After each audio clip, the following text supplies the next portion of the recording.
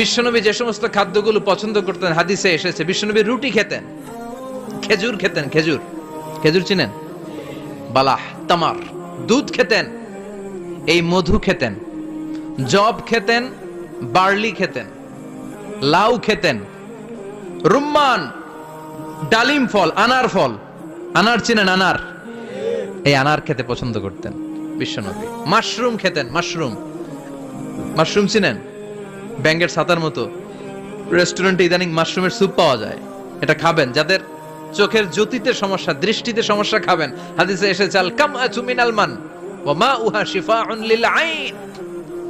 Mushroom হলো মান্না সালোয়ার মতো খাবার। মাশরুমের স্যুপ যারা খাবে, চোখের জ্যোতি যাদের কম, তাদের চোখের জ্যোতি বাড়িয়ে দিবে কে?